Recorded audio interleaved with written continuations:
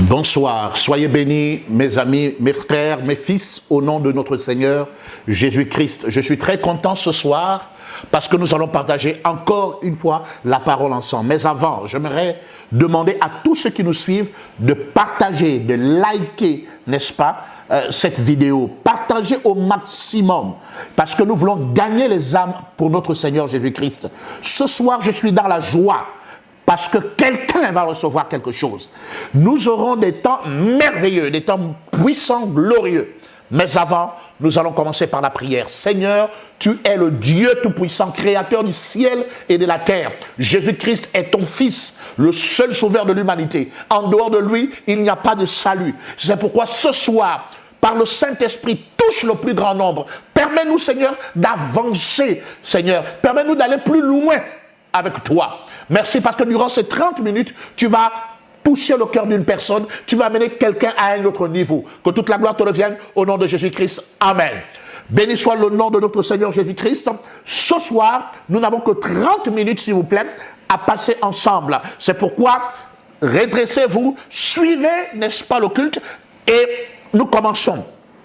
Le thème de mon message, c'est Dieu a besoin de ta foi, mais pas de tes aromates. De ta foi. Dieu a besoin de ta foi, pas de tes aromates.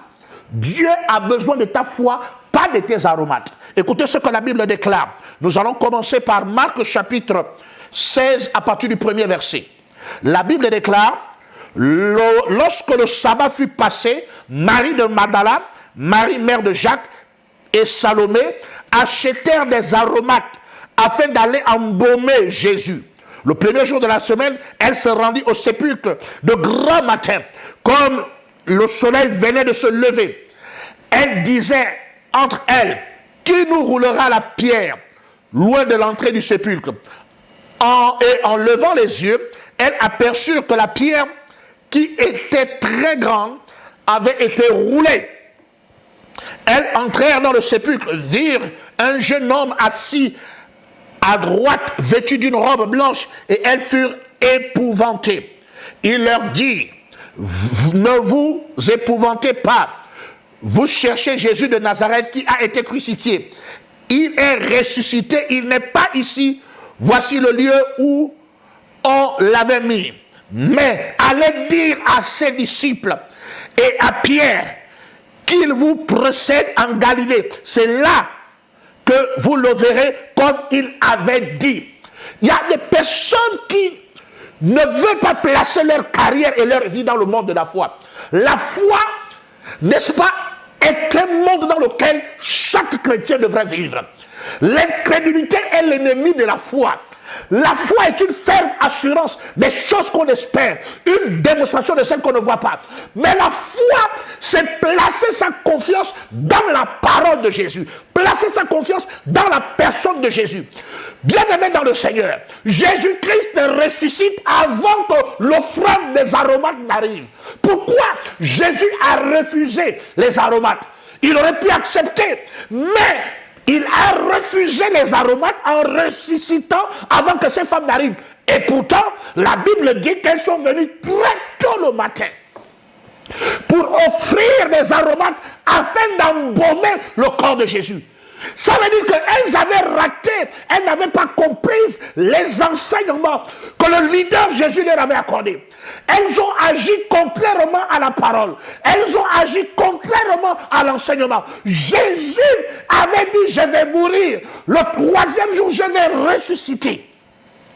Elles arrivent le troisième jour très tôt le matin afin d'embaumer le corps de Jésus. Bien aimé, je suis d'accord que quand Jésus dit le troisième jour, il va ressusciter, il ne donne pas l'heure du troisième jour de la résurrection. Il ne dit pas à quelle heure il va ressusciter le troisième jour. Il aurait pu ressusciter à midi. Il aurait pu ressusciter le troisième jour au soir. Il aurait pu ressusciter à 15 heures.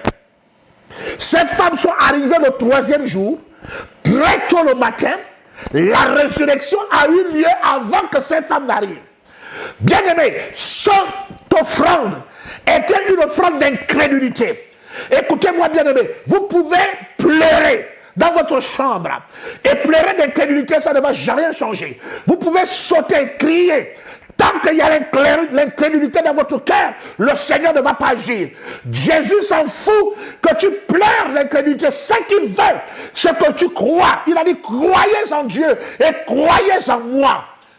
Comment ces femmes qui étaient proches de Jésus, qui recevaient l'enseignement de Jésus, qui étaient des disciples du Seigneur, vont venir le matin pour embaumer le corps de Jésus, sachant que Jésus avait enseigné sur sa résurrection? Comment cela est possible? C'est comme ça que beaucoup de chrétiens également, malgré les paroles du Seigneur, ces derniers nous continuent de douter. Quand le Seigneur ne te demande de déclarer que par tes méprises, je suis guéri, tu ne crois pas.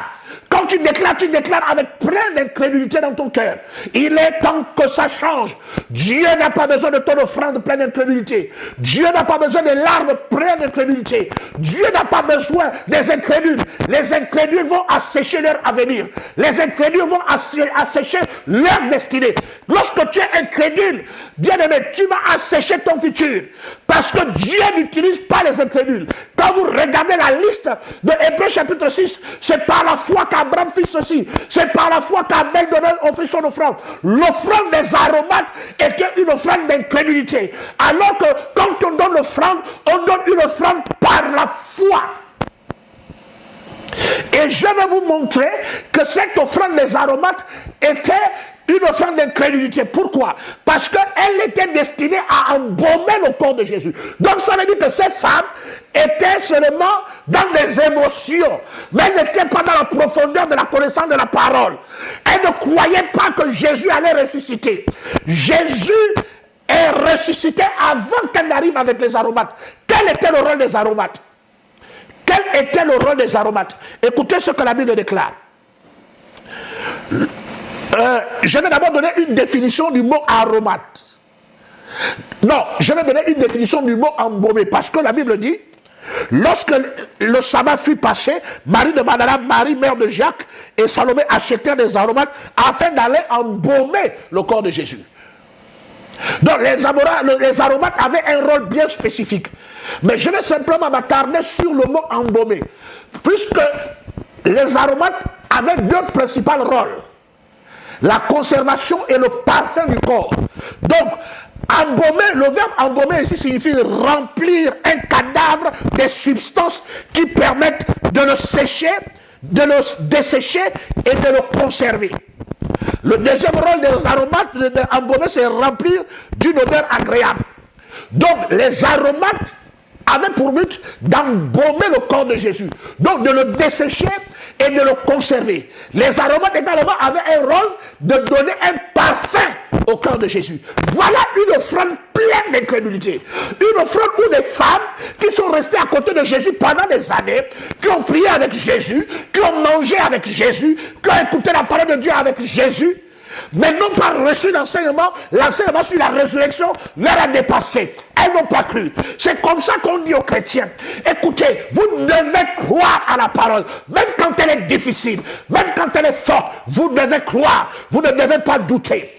Voilà les conséquences. Jésus doit ressusciter, mais elle vient le troisième jour, au moment de la résurrection, pour venir encore l'embaumer, pour venir dessécher son corps, pour venir conserver son corps, pour venir donner un parfum à son corps. Ça veut dire que cette offrande d'aromates était une offrande d'incrédulité. Dieu n'a pas besoin de tes aromates, il a besoin de ta foi. Pourquoi? Écoutez ce que le Seigneur avait enseigné avant qu'elle arrive. Écoutez ce que Matthieu chapitre 26, verset 30. Matthieu 26. 26, verset 30. La Bible dit ceci: après avoir chanté les cantiques, ils se rendirent à la montagne des Oliviers. Alors Jésus leur dit: je serai pour vous tous cette nuit une occasion de chute, car il est écrit: je frapperai le berger, et les brebis du troupeau seront dispersées. Verset 32, écoutez ce que la Bible dit au verset 32. Mais après que je serai ressuscité, je vous précéderai en Galilée. La chose que cette femme-là devait faire, c'était d'aller, pas avec les aromates à la tombe, mais d'aller en Galilée, aller attendre Jésus là-bas. Jésus leur a dit, je vais ressusciter. Et après, je vous précède en Galilée. Comme pour dire, je serai en Galilée, suivez-moi là-bas. Mais la direction qu'elles ont prise, c'est la direction de la tombe pour venir confirmer que Jésus-Christ ne peut pas ressusciter, vu qu'elles viennent avec des aromates. Hélas, Jésus a refusé leur offrande. Toute offrande d'incrédulité ne va pas t'apporter quelque chose. La première chose que tu dois comprendre, c'est d'avoir la foi. La foi aux promesses du Seigneur. La foi dans la parole de Dieu. La foi dans les promesses du Seigneur. La foi quand le Saint-Esprit parle. C'est très important. Quand la Bible déclare par terre, notre Dieu, nous sommes guéris, tu dois croire. Tu dois croire que Dieu ne sommeille ni ne dort en ton sujet. Tu dois croire que même si on te fait la guerre, le diable ne peut pas te vaincre. Et que celui qui vit en toi est plus fort que celui qui vit dans le monde. C'est une question de réaliser que le Dieu de toute éternité s'est réduit lui-même, minuscule, et venir habiter dans ton corps. Tu es invincible. Ça, tu dois le comprendre. Mais qu'est-ce qui se passe? Elles n'ont pas compris l'enseignement. Je vais ressusciter. Et je vous précède en Galilée. Elles devaient aller en Galilée. Elles sont venues à la tombe. Ça prouve qu'elles étaient incrédules. Et beaucoup de chrétiens continuent à vivre dans l'incrédulité. Dieu n'a pas besoin de tes aromates.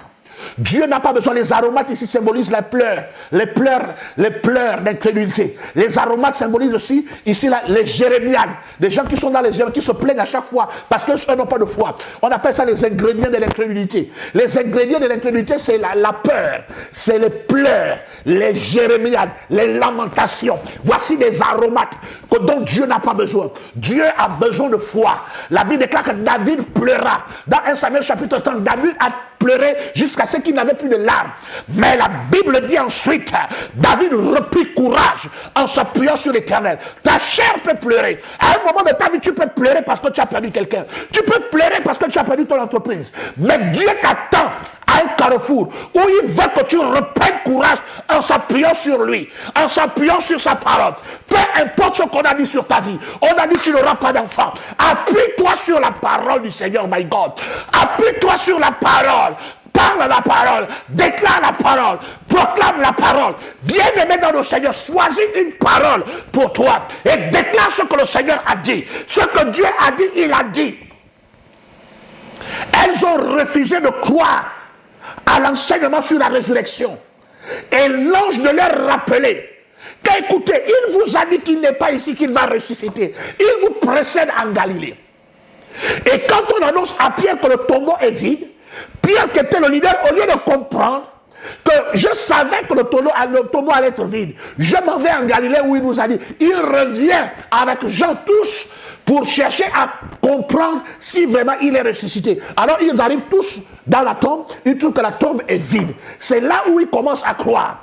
Nous avons parfois le cœur qui est lent à croire. C'est pourquoi, bien-aimé, je vais te dire, ne donne pas des aromates à Dieu. Dieu n'en a pas besoin. Il a dit, ayez foi en Dieu. Croyez en Dieu et croyez en moi. Ayez confiance à la parole. Ayez confiance à votre salut. Ayez confiance que vous avez une destinée prophétique dans laquelle le Seigneur va agir. Le Saint-Esprit est le moteur de ta destinée prophétique. Il te conduit vers les verts pâturages, vers les sentiers paisibles, près des eaux paisibles. Il t'amène dans un lieu de repos. David a fait 40 ans sans guerre. Je déclare une année sans diable dans ta vie. Qu'aucun malheur ne t'arrivera au nom de Jésus. Aucun fléau n'approchera de ta maison. Tu ne tomberas pas. Le coronavirus passera à gauche. Toi, tu passeras à droite. Le Covid-19 passera à droite. Toi, tu passeras à gauche. Plus rien de mal ne va t'arriver au nom de Jésus. Écoutez-moi, avant cette pandémie, Jésus est Seigneur. Il est le Tout-Puissant. Il n'a pas changé. Ce sont les petites choses. Vous devez placer, nous devons placer notre confiance en Christ. En ce qui concerne les églises, l'ouverture des églises, laissez-moi vous dire une chose. Aucun gouvernement terrestre ne peut empêcher la gloire de Dieu de se manifester. Ne vous inquiétez pas, les assemblées seront ouvertes. Très très bientôt. Mais ce que je veux dire, c'est qu'aujourd'hui, Dieu n'a pas besoin de tes aromates, de tes jérémiades, de tes pleurs, de tes lamentations. de tes confessions négatives. Ce n'est pas le moment. La mort et la vie sont au pouvoir de la langue. Tu dois maintenant bien manipuler ta langue. Tu dois maintenant bien confesser. Ne marche pas par la vue, marche par la foi. La foi regarde l'invisible. La foi fait des projections, voit déjà les choses comme elles vont arriver. Bien-aimé dans le Seigneur, il est temps d'être un costaud dans la foi, une costaude dans la foi. Tu dois être maintenant un bulldozer dans la foi. Une personne qui ne recule pas devant l'adversité. Une personne qui ne pleure pas devant le malheur, mais qui croit que son Dieu s'élèvera le dernier. Oh my God, j'ai envie de dire à quelqu'un que c'est le moment de louer le Seigneur, de crier à Jésus, parce que la victoire est entre tes mains. La victoire est à toi. Il suffit que tu déclares pendant une semaine. Tout ce que tu vas déclarer pendant une semaine va se produire, va se réaliser. Jésus est debout en ce temps présent. Si l'église est menacée, Jésus est debout. Je vous dis, à l'heure où je vous parle, le Seigneur est debout et il a le contrôle de toutes choses. J'entends dire des gens qui parlent des Illuminati. Les vrais Illuminati, ce sont les chrétiens. Les vrais Illuminati, ce sont les chrétiens. Eux, ils sont des faux Illuminati. Ils ne sont pas dans la lumière. La Bible déclare, nous sommes la lumière du monde. C'est nous les Illuminati. C'est nous qui éclairons le monde. C'est nous qui sommes les lampadaires du monde. Jésus a dit, je suis la lumière du monde. Et ensuite il a dit, vous êtes la lumière du monde. La lumière de Jésus nous a été donnée. C'est nous qui sommes les vrais Illuminati. Ce n'est pas les faux Illuminati qui sont dans les ténèbres et qui ont des pensées machiavéliques. Toutes les pensées et les projets des Illuminati sataniques, bien aimés, n'aboutiront jamais.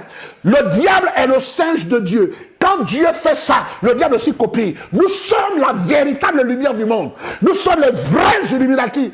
Nous sommes la lumière du monde. Ces faux Illuminati qui sont dans les ténèbres ne prospéreront jamais. Parce qu'ils ont la marque de la flétrissure. Ils ont une condamnation d'avance. Ils sont perdus. C'est pourquoi j'aimerais m'adresser à toi en te disant ceci. Écoute. Ces femmes ont commis une grave erreur. N'empêche pas la gloire de Dieu de se manifester dans ta vie. Parce que toi-même, tu peux empêcher à la grâce, à la gloire de Dieu de se manifester dans ta vie. Oui, en posant des actes d'incrédulité qui empêchent au Saint-Esprit de se manifester. Regardez ce que comment le diable a utilisé ces femmes qui apportent des aromates pour embaumer, pour dessécher le corps de Jésus et pour le conserver. Alors que la prophétie dit que, loin de l'Éternel, son corps ne verra point la corruption. Écoutez ce que la Bible dit. Si elles avaient réussi avec leur... Il y a des gens qui font des choses pour Dieu, non pas par révélation, mais par la chair. Quand vous voyez des gens venir comme ça, elles viennent, Marie de Magdala et l'autre, elles arrivent dans la tombe pour chercher à embaumer le corps de Jésus. D'apparence, on a l'impression que c'est une bonne œuvre, c'est quelque chose de louable, quelque chose de bien. Mais c'est faux. Il y a des personnes, parfois, vous posez des actes, ce sont des actes d'incrédulité, parce que vous avez refusé de croire à ce que le Seigneur a dit d'avance. Vous devez croire. Et elles peuvent se dire, ah oui, gloire à Dieu, elles apportent des aromates. Mais ce sont des aromates d'incrédulité. Dieu n'a pas besoin de tes aromates, il a besoin de ta foi. La Bible déclare, sans la foi, il est impossible de lui être agréable. C'est pourquoi lorsque tu déposes ta semence, tu dois croire qu'elle va pousser. Lorsque tu déposes ta semence, tu dois croire que tu sèmes sur une bonne terre et que ça va produire. C'est ça. Tu ne peux pas faire une offrande sans foi. Abel, la Bible dit que c'est par la foi qu'Abel donna à Dieu une offrande sanguine. C'est comme ça. Tu dois croire à tout ce que tu fais. Tu dois croire à ta promotion. Tu dois croire à ton travail. Tu dois croire que tes ennemis sont vaincus. Tu dois vivre dans un monde de foi. Regardez le risque. Si elles avaient réussi, elles devaient empêcher quelque chose d'extraordinaire. Écoutez ce que la Bible déclare dans Matthieu 27. Matthieu 27. La Bible déclare...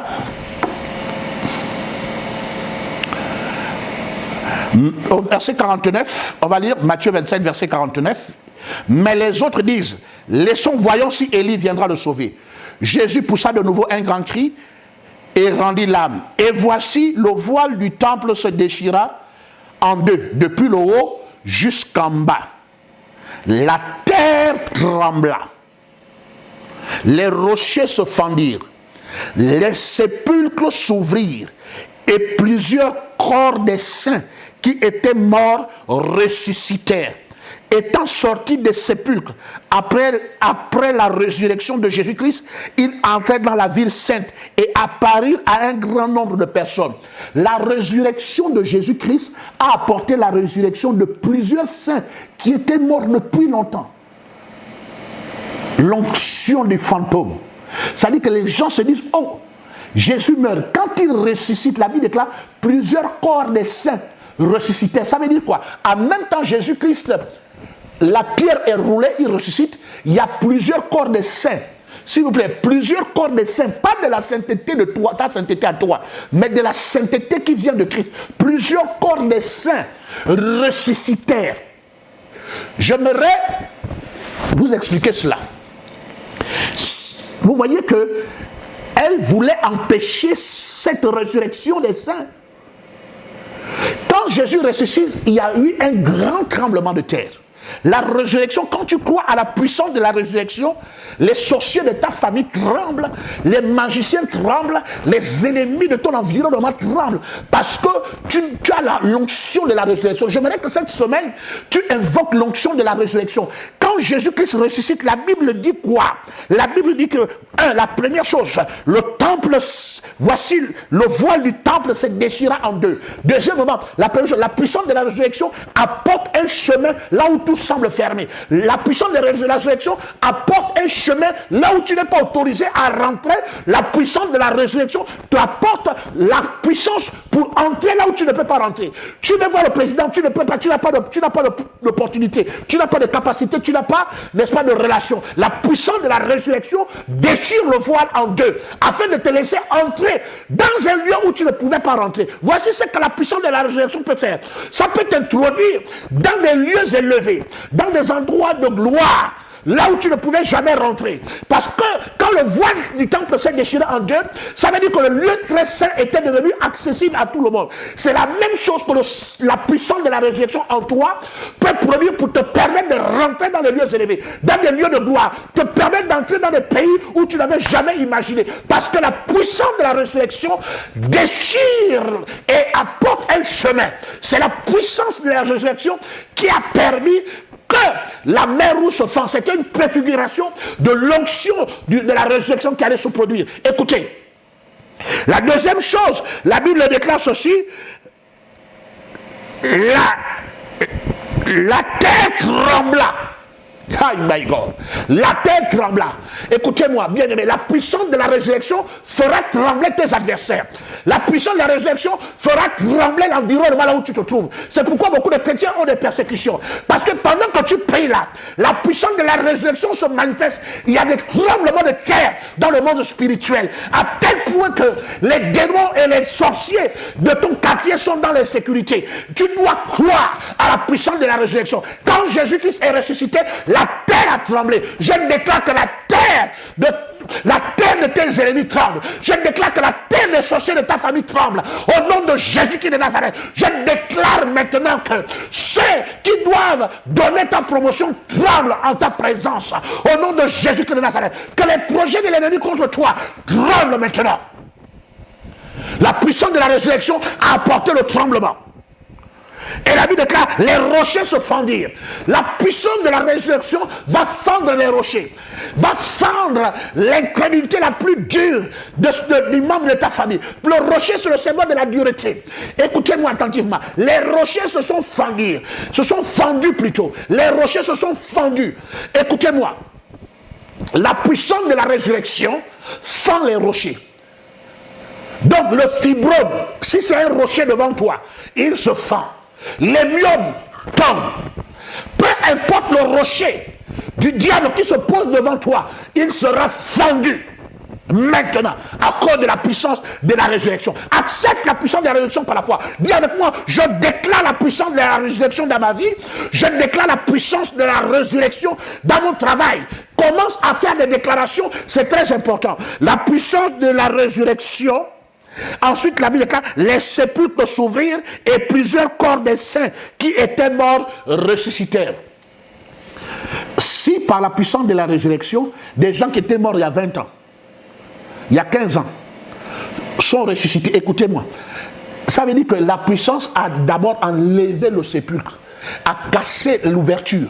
Et les corps de ces personnes sont sortis dans la ville. Et il a déclaré plusieurs personnes les virent. Vous voyez le nombre de personnes qui ont été ressuscitées. Si les aromates là avaient eu gain de cause, ils auraient empêché que la résurrection se fasse. C'était une offrande d'incrédulité. Quand vous s'aimez pour Dieu, vous devez s'aimer dans la dimension qu'il veut. C'est pourquoi soyez obéissants, soyez fidèles. Recevez la puissance de la résurrection cette semaine. Elle va t'ouvrir le chemin. La puissance de la résurrection va fendre, va faire trembler la terre où se trouvent tes ennemis, au nom suprême de Jésus.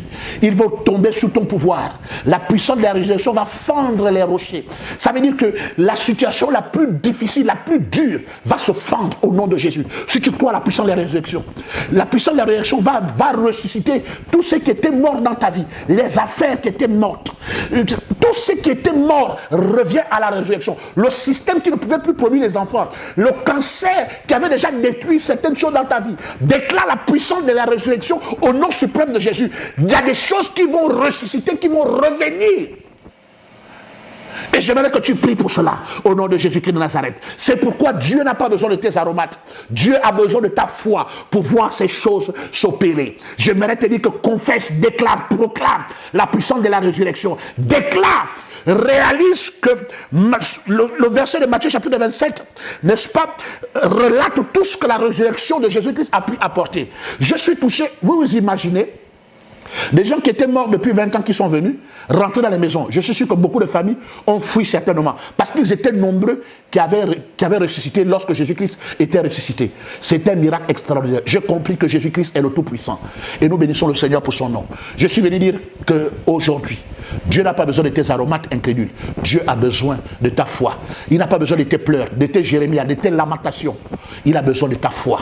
Sors de l'onction des aromates. Rentre dans l'onction de la foi, l'onction de la résurrection. Je suis convaincu que quand tu vas parler, tu vas déclarer, des choses vont s'opérer puissamment. Au nom de Jésus-Christ, je déclare la puissance de la résurrection au nom de Jésus sur la maladie que tu avais, au nom de Jésus. La puissance de la résurrection dans ton travail, la puissance de la résurrection dans tes affaires, la puissance de la résurrection dans la vie de tes enfants, la puissance de la résurrection dans ton foyer, la puissance de la résurrection dans ton foyer, la puissance de la résurrection dans tes finances. Tu avais perdu le travail, je déclare la résurrection d'un nouveau travail. Tu avais perdu le mariage, je déclare la résurrection dans un nouveau mariage. Tu avais perdu les enfants, je déclare la résurrection pour les nouveaux enfants. Je déclare la puissance de la résurrection dans ta vie. Au nom suprême de Jésus, tu montes et tu montes encore. On avait déjà oublié ces morts, ils avaient déjà disparu. Tu as disparu de la scène, on t'a oublié. Mais je dis, tu reviens au devant de la scène. On parlera de toi au nom de Jésus-Christ de Nazareth. Parce que je déclare le succès de Christ dans ta vie.